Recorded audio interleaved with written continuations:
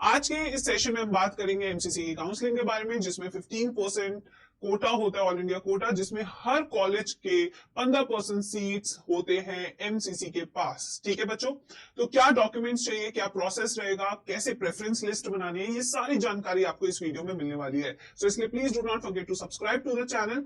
ठीक है, तो आइए बच्चों, all document step by step process 2025 का आइए तो स्टार्ट करते हैं बच्चों। सबसे पहले हम स्टार्ट करते हैं documents required for NEET 2025 counselling, क्योंकि अगर डॉक्यूमेंट्स में कुछ भी इधर उधर होता है तो आपको रिजेक्शन फेस करना पड़ता है ड्यूरिंग काउंसलिंग। तो ये अच्छे मार्क्स भी ले आए, अच्छी रैंक भी ले आए, और फिर बेटा हम डॉक्यूमेंट्स के कारण अपना रिजेक्शन फेस करें, तो आई थिंक ये तो नहीं होना चाहिए। तो इसलिए आइए इसको देख लेते हैं, प्रिपरेशन इसकी तैयार कर लेते हैं हम।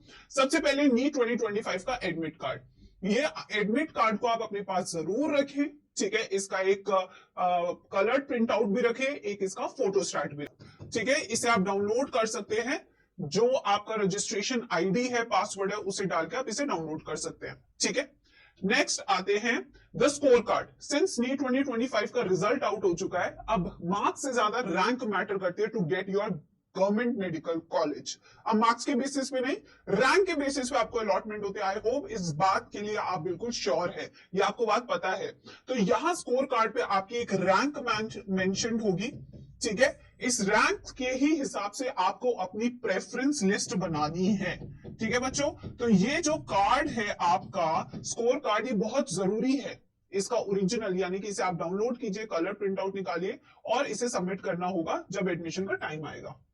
ठीक है, फिर आते हैं क्लास 10th की मार्कशीट या सर्टिफिकेट। कुछ बच्चों के पास सिर्फ मार्कशीट होती है, कुछ बच्चों के पास सर्टिफिकेट भी होता है। दोनों चीजें ही चल जाएंगी। क्यों चल जाएंगी? क्योंकि क्लास 10th होता है आपके डीओबी के लिए। आपकी जो उम्र है at the time of admission 17 years से ज्यादा होनी चाहिए, तो इसका जो प्रूफ है वो यहीं से मिलेगा। सो इसलिए 10th का सर्टिफिकेट या मार्कशीट जरूरी होती है, because it is a proof for your age DOB के लिए। ठीक है, इसको भी जरूर रखें, ओरिजिनल फोटोस्टैट दोनों रखें। फिर आते हैं क्लास 12 मार्कशीट। ये आपको क्यों चाहिए? अब आपको पता है सीबीएसई का रिजल्ट आउट हो गया है, आपका नीट का रिजल्ट आउट हो चुका है। ये आपको क्यों चाहिए? आपकी एलिजिबिलिटी चेक करने के लिए। अकॉर्डिंग टू एनटीए, यहां पे नीट का अगर आप एग्जाम दे रहे हैं तो आपके 50% मार्क्स होने चाहिए पीसीबी में जनरल कैटेगरी के लिए। ठीक है, या 40% फॉर रिजर्व कैटेगरीज। तो ये चीज यहां से चेक होगी, इसका भी ओरिजिनल फोटोस्टैट आपको जरूर रखना है। ठीक है, फिर आते हैं नेक्स्ट 8 पासपोर्ट साइज फोटोज। ये वही फोटो होनी चाहिए जो आपने नीट के रजिस्ट्रेशन के टाइम पे यूज की थी। ऐसे नहीं अपनी बचपन की फोटो उठा के आप ले आए, नहीं, वैसा नहीं होना चाहिए। नीट रजिस्ट्रेशन के टाइम पे जो थी वही 8 फोटोज आप तैयार रखें। ठीक है, फिर आते हैं नेक्स्ट प्रूफ ऑफ आइडेंटिटी। अगर नीट के रजिस्ट्रेशन के टाइम पे आपने आधार यूज किया तो आधार लीजिए। ठीक है, अगर आपने पैन कार्ड यूज किया तो पैन कार्ड रखिए, इसका आप ओरिजिनल भी रखिए अपने साथ, प्लस आप इसकी फोटोस्टैट भी बनाकर रखिए अपने साथ, कम से कम इनटू 2 कॉपीज। ठीक है, इससे क्या होता है, जहां फोटोस्टैट लगाने की जरूरत है आप लगा देंगे ओरिजिनल, तो सीधा आपके सबमिट होते हैं at the time of admission, verification के लिए वो भी। ठीक है, फिर आते हैं नेक्स्ट बच्चों, कैटेगरी सर्टिफिकेट। ये बहुत जरूरी है। कैटेगरी सर्टिफिकेट एससी एसटी इनका तो सेंट्रल होते हैं। ठीक है, ओबीसी के यहाँ पे सेंट्रल लिस्ट अलग होती है, स्टेट लिस्ट अलग होती है। तो इसमें बेटा अगर आप स्टेट काउंसलिंग में बैठ रहे हैं तो स्टेट सर्टिफिकेट चाहिए होगा, अगर आप सेंट्रल काउंसलिंग में बैठ रहे हैं तो आपको सेंट्रल का सर्टिफिकेट चाहिए होगा। ठीक है, प्लस यहाँ पे एक वैलिडिटी डेट भी होती है सर्टिफिकेट में, वैलिडिटी डेट, उसको भी चेक कर लेना। अगर ये एक्सपायर्ड है तो इसको आप बनाने दे सकते हैं अपने तहसीलदार को। ठीक है, फिर आते हैं नेक्स्ट बच्चों, अलॉटमेंट लेटर। ये तो आपको तब मिलेगा अलॉटमेंट लेटर जब आप अपनी प्रेफरेंस लिस्ट भर देंगे और आपको कॉलेज अलॉट होगा, यू वांट टू लॉक और you want to move to second round, ये उस टाइम का है। ठीक है, फिर आते हैं नेक्स्ट बच्चों, स्कूल लिविंग सर्टिफिकेट। ये स्कूल लिविंग सर्टिफिकेट है, आपने किस ईयर में स्कूल छोड़ा था तो आपको एक सर्टिफिकेट मिला होगा, इसका भी ओरिजिनल और फोटोस्टैट आपने रखना है। फिर आते हैं नेक्स्ट ट्रांसफर सर्टिफिकेट। ये ट्रांसफर सर्टिफिकेट अक्सर उन बच्चों को चाहिए होता है, माइग्रेशन सर्टिफिकेट या ट्रांसफर सर्टिफिकेट। मान लीजिए कि मैं ग्रेजुएशन कर रही हूं, मैं इस टाइम पे बीएससी कर रही हूं एक यूनिवर्सिटी से, अब मुझे नीट में एक कॉलेज अलॉट हो गया है, तो उस यूनिवर्सिटी से नीट के जीएमसी तक पहुंचने के लिए मुझे ट्रांसफर सर्टिफिकेट चाहिए होता है उस यूनिवर्सिटी से, वो आपको तैयार करना पड़ेगा। ठीक है, माइग्रेशन सर्टिफिकेट भी वही है जो आपको मिलेगा आपकी यूनिवर्सिटी से। फिर आते हैं बच्चों डोमिसाइल सर्टिफिकेट, ये सबसे जरूरी है स्टेट काउंसलिंग के लिए। स्टेट काउंसलिंग के लिए क्यों जरूरी है? क्योंकि स्टेट में बेटा आपके पास 85% रिजर्व सीट्स होती है स्टेट के स्टूडेंट्स के लिए, तो वहां पे domicile certificate is very very important. ठीक है, तो ये अगर आपके पास है तो आप अपनी स्टेट काउंसलिंग में बैठ पाएंगे, वरना आप नहीं बैठ पाएंगे। फिर आते हैं नेक्स्ट गैप सर्टिफिकेट। अब गैप सर्टिफिकेट क्या है? ये एक तरह का एफिडेविट है मेरे बच्चों, ये एक तरह का एफिडेविट है जो आप कोर्ट से बनवाते हैं, जिसमें आपको बताना होता है कि आपने 12th के बाद क्या किया, क्या आप ग्रेजुएशन कर रहे थे या आप नीट की तैयारी कर रहे थे। तो ये सर्टिफिकेट ड्रॉपर स्टूडेंट्स के लिए कंपलसरी हो जाता है at the time of counselling, या बनवा के रख सकते हैं, जहां पे आप ये बताते हैं गवर्नमेंट को या एमसीसी को कि आखिर मैं उस गैप ईयर में क्या कर रहा था, क्या मैं सिर्फ प्रिपरेशन कर रहा था, या मैं कहीं जॉब कर रहा था, या फिर मैं कहीं पे एनरोल था एज अ स्टूडेंट। बस आपको बताना होता है, इससे कोई प्रॉब्लम नहीं होती, but you have to submit the gap certificate. ठीक है, फिर आते हैं बच्चों नीट काउंसलिंग का पूरा प्रोसेस। अब आते हैं प्रोसेस, बहुत आसान प्रोसेस है, बिल्कुल भी परेशान होने की जरूरत नहीं है, इतना आसान प्रोसेस बनाया है सरकार ने, सेंट्रलाइज्ड है पूरा। सबसे पहले complete process of NEET counselling देखिए। The step 1 is registration, online registration, तो यानी ऑफलाइन का कोई सिस्टम नहीं है, आप सीधा एमसीसी की साइट पे जाएंगे, वहीं पे अपने आपको रजिस्टर करना है। सेकंड, आपने फीस पेमेंट करनी होती है, and this fees is non refundable, क्योंकि ये सिक्योरिटी डिपॉजिट नहीं है। जो आप फीस पे करेंगे राउंड में बैठने के लिए, दैट इज नॉन रिफंडेबल। ठीक है, फिर आता है तीसरा चॉइस फिलिंग, जो सबसे ट्रिकी स्टेप है, क्योंकि यही है आपकी प्रेफरेंस लिस्ट। ठीक है, अब रिजल्ट का वेट करना है, फिर कॉलेज अलॉटमेंट या कंफर्मेशन आपको करना है, तो इसके लिए काफी अपडेटेड रहना पड़ता है अपने फोन नंबर्स पे एंड साइट पे। अब आते हैं 2 टाइप ऑफ काउंसलिंग। यहाँ पे 2 तरह की काउंसलिंग है, एक है एमसीसी की काउंसलिंग जो 15% all India quota government seats कराती है, प्लस इसमें सारी डीम्ड की भी यही काउंसलिंग कराती है, जितनी भी डीम्ड यूनिवर्सिटी है। We have 57 deemed university in India. ठीक है, इसकी जितनी भी सीट्स है उन सबकी काउंसलिंग 100% डीम्ड की काउंसलिंग कौन कराता है? एमसीसी। ठीक है बच्चों, इसके अलावा जितने भी हमारे सेंट्रल इंस्टीट्यूट्स हैं, जैसे आपका बीएचयू हो गया, जैसे आपका एम्स हो गया, इन सेंट्रल यूनिवर्सिटीज की भी 100% कौन कराता है? काउंसलिंग एमसीसी कराता है। फिर उसके बाद आती है आपकी स्टेट काउंसलिंग, जो हर स्टेट की अलग है, इनकी हर की वेबसाइट भी अलग है, ये सेंट्रलाइज नहीं है। कर्नाटका की साइट पे होगी, केरला की साइट पे होगी, मध्य प्रदेश की साइट पे होगी। यहाँ पे आपको 85% गवर्नमेंट सीट्स के लिए होती है काउंसलिंग, बट इसमें सबसे इंपॉर्टेंट क्या होता है? Domicile certificate. बट इसमें भी एक ट्रिक है, क्या ट्रिक है, हैक है। यहाँ पे भी 2 तरह की स्टेट्स है, एक है ओपन स्टेट्स जहां पे कोई भी बच्चा अप्लाई कर सकता है, जैसे आपकी यूपी हो गई। ठीक है, यहाँ के जितने भी प्राइवेट कॉलेजेस है उसमें कोई भी अप्लाई कर सकता है। और एक होती है क्लोज स्टेट्स, जो कहते हैं नहीं, हम सिर्फ अपने बच्चों को एडमिशन देंगे और किसी बच्चे को नहीं देंगे, किसी और राज्य के बच्चों को एडमिशन हम नहीं देंगे, जैसे कि आपकी इसमें आ गई महाराष्ट्र, ये आपकी क्लोज स्टेट हो गई। तो ऐसी बहुत सारी स्टेट्स क्लोज है, बहुत सारी ओपन है। ठीक है, अब आते हैं next MCC all India counselling. इसमें क्या क्या कवर हो रहा है? ये तो हर बच्चे को लगानी चाहिए, क्योंकि उसमें मैक्सिमम सीट्स अवेलेबल है। देखा जाए तो सारे एम्स, बीयू कोटा के कुछ कॉलेजेस इसके अंडर आते हैं, सारे जिपमर, एएफएमसी, सारे एजिक कोटा के जो कॉलेजेस हैं। इसमें 2 आईपीयू सेंट्रल कॉलेजेस भी हैं जिसकी काउंसलिंग एमसीसी कराता है, वीएमएमसी एंड एबीवी, ये दिल्ली के कॉलेजेस हैं। सारे गवर्नमेंट कॉलेजेस में चाहे किसी भी स्टेट में हो, 15% सीट्स आर विद एमसीसी। सारी डीम्ड यूनिवर्सिटी यानी कि all 57 deemed university of India. ठीक है, सेंट्रल यूनिवर्सिटीज सारी बीएचयू के 100% सीट्स है। एएमयू हो गया, दिल्ली यूनिवर्सिटी हो गया, मैमसी, यूसीएमएस, लेडी हार्डिंग 15 प्लस 85%। ठीक है, तो ये सारी चीजें आती है। इसके अलावा एमसीसी के ऑल इंडिया काउंसलिंग से आपको बीएससी नर्सिंग में भी इस साल एडमिशन मिलता है सेंट्रल यूनिवर्सिटीज में, यानी कि अगर आपको बीएचयू की बीएससी नर्सिंग में जाना है, जो कि काफी शानदार है, उसके लिए आपको ये वाली काउंसलिंग लगानी पड़ेगी। प्लस सारे कॉलेजेस के बीडीएस में भी 15% quota is reserve for MCC.